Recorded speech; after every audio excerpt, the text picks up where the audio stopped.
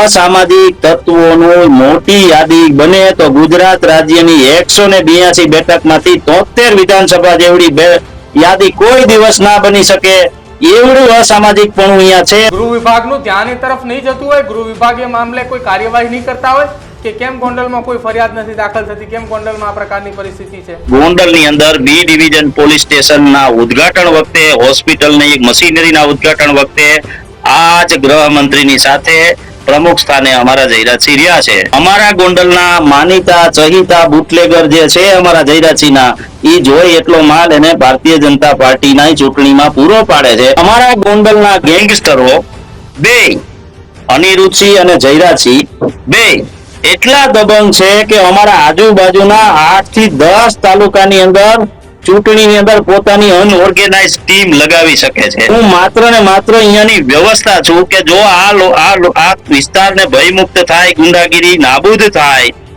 અને લોકતંત્ર પ્રસ્થાપિત થાય તો એના વ્યવસ્થાના સ્વરૂપે અમે અમારી ટીમ સાથે ગોંડલની અંદર સરદાર લીગલ સપોર્ટ સર્વિસ નામની ટીમ ચલાવીએ છીએ। રાજુભાઈ, એ કામગીરીથી એવું સંતુષ્ટતા મળશે કે ગોંડલની અંદર ભય દૂર થશે? રાજુભાઈ, પોલીસ ઉપર જે સવાલો ઉપસ્થિત થઈ રહ્યા છે, આપણે કહ્યું કે આખી આ ઘટનાની અંદર કે ગોંડલની અંદર કોઈ પોલીસ કર્મચારીએ કોઈને પૂછીને ફરિયાદ નોંધે છે, કોઈને પૂછ્યા વગર કહેતા નથી, એવા આઈપીએસ અધિકારીની જરૂર છે। તો આ પ્રકારની પરિસ્થિતિ જો નિર્માણ થતી હોય, આવું ગોંડલની અંદર બનતું હોય, તો ગૃહ વિભાગનું ધ્યાન એ તરફ નહીં જતું હોય, ગૃહ વિભાગ એ મામલે કોઈ કાર્યવાહી નહીં કરતા હોય કે કેમ ગોંડલમાં કોઈ ફરિયાદ નથી દાખલ થતી, કેમ ગોંડલમાં આ પ્રકારની પરિસ્થિતિ છે? સૂતા હોય એને જગાડાય, જાગતા હોય એને જગાડવાનો કોઈ મતલબ ખરો? આ જ ગૃહમંત્રી પ્રોટોકોલ છે, મિનિસ્ટરોનો પ્રોટોકોલ છે કે કોઈ પણ માનવ વધના અપરાધીને ક્યારેય પણ મિનિસ્ટર પોતાના પ્રોટોકોલની અંદર, પોતાના કોઈ જાહેર કાર્યક્રમની અંદર પ્રમુખ સ્થાન આપતા નથી। અમારા ગોંડલની અંદર જયરાજસિંહ માનવ વધના અપરાધી ઘોષિત થયા બાદ ગોંડલની અંદર બી ડિવિઝન પોલીસ સ્ટેશનના ઉદ્ઘાટન વખતે, હોસ્પિટલની એક મશીનરીના ઉદ્ઘાટન વખતે આ જ ગૃહમંત્રીની સાથે પ્રમુખ સ્થાને અમારા જયરાજસિંહ રહ્યા છે। તો સ્વાભાવિક છે કે અહીંયા કે કદાચ પ્રોટોકોલ પૂરો થઈ જાય છે અને શું કહેવાય, કાયદો અને વ્યવસ્થાની ગૃહમંત્રી તરીકે તેઓની ક્ષમતા ઈ પણ પૂરી થઈ જાય છે।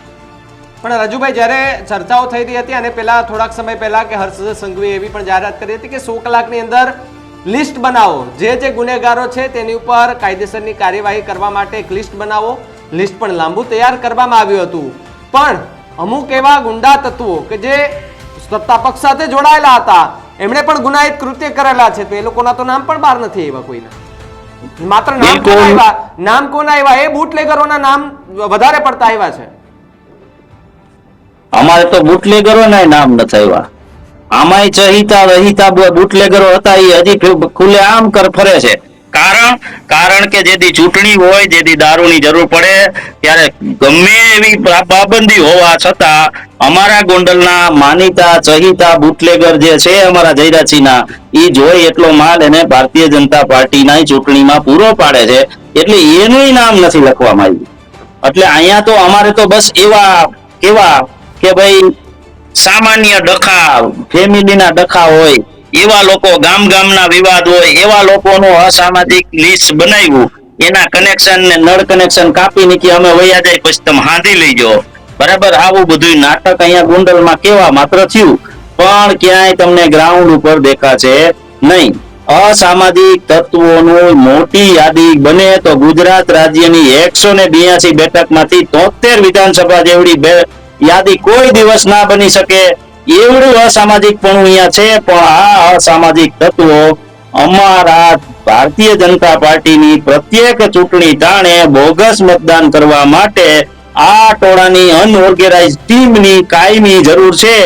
એટલા માટે ના તો સરકાર, ના તો અહીંયાનું સ્થાનિક પ્રશાસન આ વસ્તુ કરશે નહીં। બીજું તમને કહી દઉં કે અમારા ગોંડલના ગુંડા, જેને હું તો વર્ષોથી કહું છું કે આ તો ગેંગસ્ટરો છે, અમારા ગોંડલના ગેંગસ્ટરો બે અનિરુદ્ધસિંહ અને જયરાજસિંહ બે એટલા દબંગ છે કે અમારા આજુબાજુના 8 થી 10 તાલુકાની અંદર ચૂંટણીની અંદર પોતાની અનઓર્ગેનાઇઝ ટીમ લગાવી શકે છે.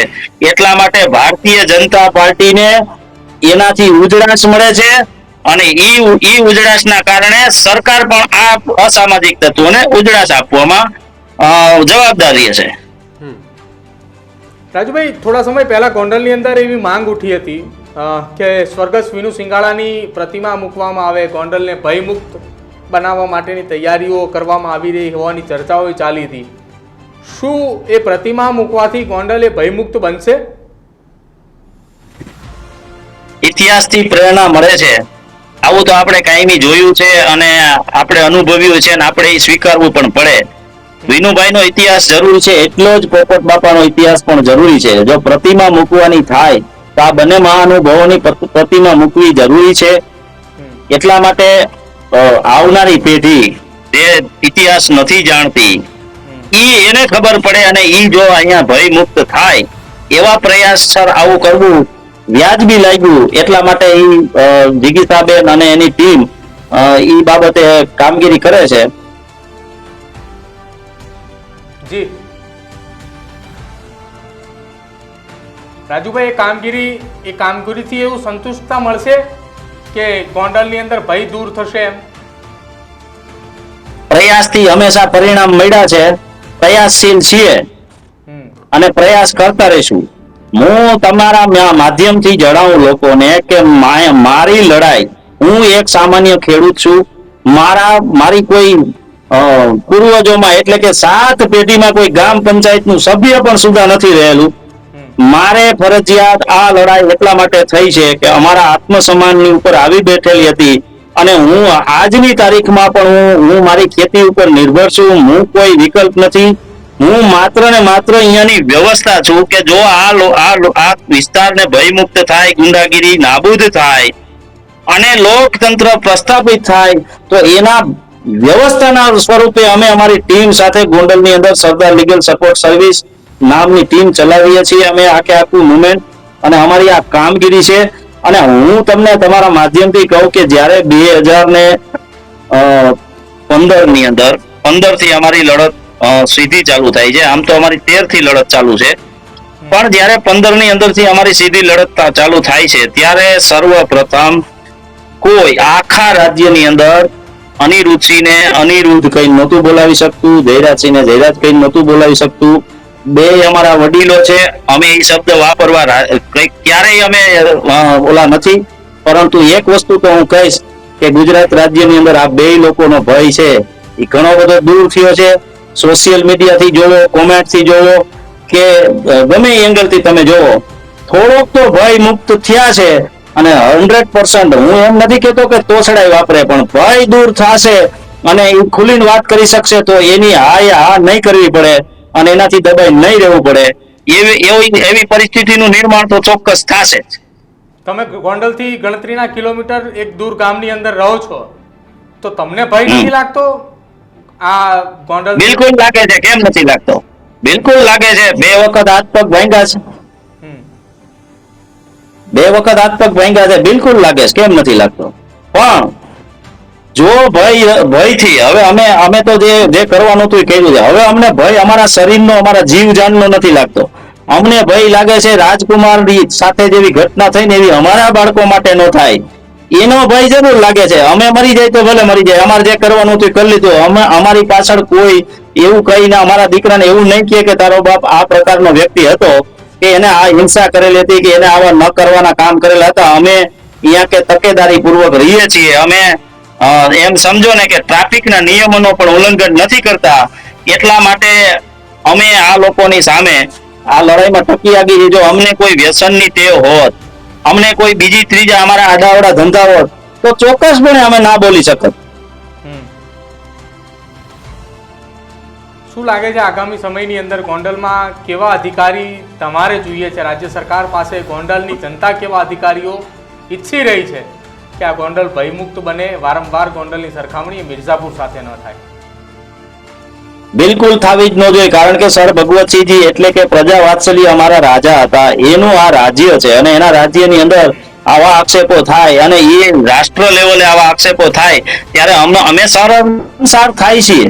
પરંતુ એક વસ્તુ ફાઇનલ છે કે 1980 ના દાયકાથી જ્યારે જ્યારે અમારા ગોંડલની અંદર લોહિયાળ ઘટનાઓ ઘટી છે, લો એન્ડ ઓર્ડર ઉપર પ્રશ્ન ઉઠ્યા છે, લો એન્ડ ઓર્ડર નિયંત્રણ ચૂકી ગયો છે, ત્યારે ચોક્કસપણે એક આઈપીએસ નાયબ પોલીસ અધિક્ષક તરીકે અમારા વિસ્તારની અંદર નિયુક્ત થયા છે અને લો એન્ડ ઓર્ડર કંટ્રોલ રહ્યા છે. એના એક્ઝામ્પલના ભાગરૂપે તમને કહું તો ગોપટલાકા સોરઠિયાની હત્યા થયા બાદ અનિરુદ્ધસિંહને ટ્રાયલ કોર્ટે છોડી દીધેલા હોય છે અને સુપ્રીમ કોર્ટે એને સજા ફટકારેલી છે, ત્યારે એક એવા બાહોશ અધિકારીની અહીંયા નિમણૂક થાય છે અને એમને ફરાર હતા ત્યાંથી પકડી અને એને જેલ હવાલે કરવામાં આવે છે. એ ઘટના પણ આપણે ભૂલી ન શકીએ. અને એવી જ રીતે અમારા ગોંડલની અંદર જયરાજસિંહની બાબતમાં હોય કે પછી બીજા ત્રીજા કોઈ કેસની બાબતમાં હોય, જ્યારે લો એન્ડ ઓર્ડર ઉપર સવાલ ઉઠ્યા છે ત્યારે અજમાયશી પીરિયડમાં આઈપીએસ અધિકારીઓની નિમણૂક થઈ છે. અને ખરેખર અમારે અહીંયા કે આવું નિયંત્રણ રાખવું હોય કાયદાનું તો સરકારે 100% આવા સારા બાહોશ અધિકારીની નિમણૂક કરવી જોઈએ. જેમ કે અમરેલીમાં નિલરીપ રોય સાહેબની નિયુક્તિ 3 વર્ષ માટે કરવામાં આવી. 3 વર્ષની અંદર ઘણી બધી ઘટનાઓ એવી હતી કે ગમે એને ફોન કરીને એમ કહેતા આટલા પૈસા દઈ જઈએ ને આ દઈ જઈએ ને કાલ નીકળવા નહીં દઉં, એ બધું બંધ થઈ ગયું. પોલિટિકલ ચાલતી હોય ગુંડાગીરી થોડી, પણ જે સીધી ગુંડાગીરી હતી કે ભાઈ ફલાણા ભાઈના વ્યવસાય બહુ મોટો છે તેને કહી દે કે આટલી ખંડણી દઈ દે, એ બધા ખેલ બંધ થઈ ગયા. એટલે સ્વાભાવિક છે પ્રદીપ કે હરેક વિસ્તાર ગુજરાતનો એવો છે કે જે એવું જ વિચારે છે કે અહીંયા નિર્લિત રાય જેવો અધિકારી હોવો જોઈએ, કારણ કે જે ખોટું થઈ રહ્યું છે તેની સામે નિર્લિત રાય જેવા બાહોશ અધિકારીઓ છે એ જ અવાજ ઉપાડી શકે ને એ જ લોકો એને ડામી શકે છે.